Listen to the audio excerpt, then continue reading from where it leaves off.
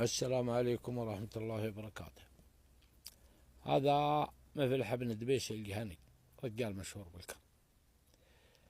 طبعا هو كريم، من جاه كرمه بالموجود عنده، ولكنه سواله جاه ضيف وكرمه، ولكن كرامة هذه غريبة كل ما تعنيه الكلمة. الرجال أنت يا مفلح بن دبيش حالا حول جاده جواد إنه ولا يروحون على هالعرب اللي يروح من قرية لقرية ومن ديرة لديرة، ما هو ببعيد من الجادة هذه.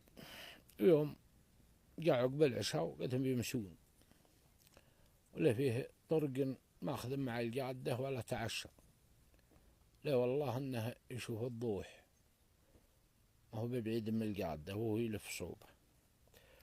ويوم دخل الضيف هذا لو يعرف معجبه، ان معجبه مفلح بن دبيش الجهني، هو يعرفه بس مفلح ما يعرف الضيف هذا، لكن الضيف يعرفه، الملحية والطيبين بي،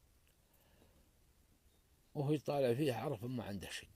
قال يا معجب الرحمن أنا متعشى. قال وين تعشى؟ ما حنا عرب ولا حنا حد ولا. قال يا طويل العمر أنا عينت لي طراقي مع المكان الفلاني تقاطع جادتين مع بعض، أنتم مقاطعين الجادة شابين ضوهم يتعشون، تعشيت معهم وجيتك متعشي، لا تسوي شيء. طبعا الضيف اللي قال متعشي ولا متغدي ما عاد تقدر تسوي له شيء، يعني إذا لا لحق ياكل وجبتين هذا عيب عند العرب، ولا لحق ولا لك حق انت تكذبه تقول لا بسوي لك تطلع كذاب، اي لا. فامتنع، طبعا منع نفسه من العشاء انت العجيب الضيف. المهم فرش له تقهوه، يوم تقهوه فرش له ونام، وقال انا براقبه، يقولها انت يوم في براقب الضيف هذا، ان كان انه متعشي بينام على طول، وان كان ما هو متعشي بيجلس يتقلب ليله، ما هو مخليه الجوع ينام. وهو حرمته انت يا مفلح الجهني ياكلون من خشايش الارض، ما عندهم لا دقيق ولا تمر ولا عندهم الا الشاة هذه بس. لو تموت ماتت الورعة ما عينت حليب.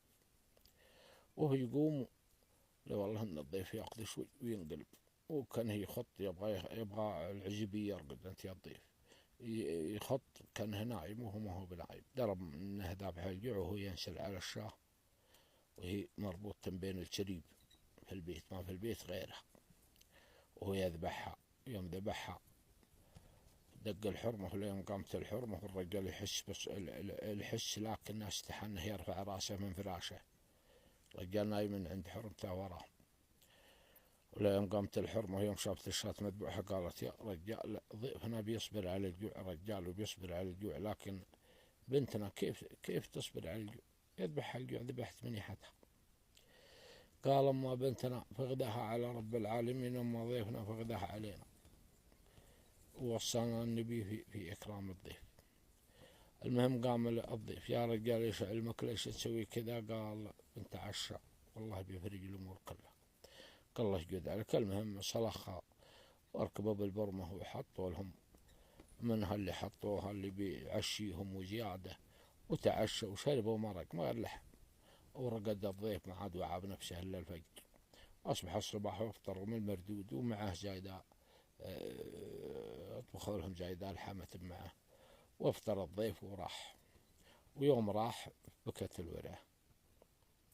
يقول في بيتين، يقول هنتين في الجهني في ابن الدبيش الجهني، يقول يبغى يرقدني ولا جاني النوم. الضيف يبغى يرقد المعجب من شان يبى البيت انه نام، فيقول يبغى يرقدني ولا جاني النوم، يبغى يرقدني وانا كنت صاحي يا ضيف، كيف ارضى على نفسي النوم كيف اتعذر والغنم في مراحل. وش الغنم؟ شاه حلوب الورعة دي اللي تشرب منها حليب، لا مات الشاه بتموت الورعة من لسه ورعة في المهد. المهم شرح الضيف، يوم شرح قال له خلف عليك، أعطاه الحمة معه يأكلها على الدرب. ويوم مشى الضيف لورهم قامت تبكي الورعة، قامت تبكي من الجوع، وهي تشيل همها تلاهيها على صدرها، ما في صدرها عليب. شوي اللي والله يوم وقعها صدرها قالت يا مفلح صدري وجعني، يمسك الورعة صدري يعني شوي الا يوم ثقت حليب بالاثنين لين صفي حليبها. شوف كيف الله يجازي الصادق اللي ما فيه رياء ولا فيه كذاب ولا فيه 20 قعود لا به ضيف تعزم لك ناس تلقفتهم واحد واحد وتسوي لك حفل وتصور وتجيب لك شعار ويا لفن كريم. والله ما طبه الكرم، الكرم اللي غير كرم الرجال هذا وامثاله اللي هم الجهني. عجل الله انه كرم من باطل عند الله وعند خلقه. السلام عليكم.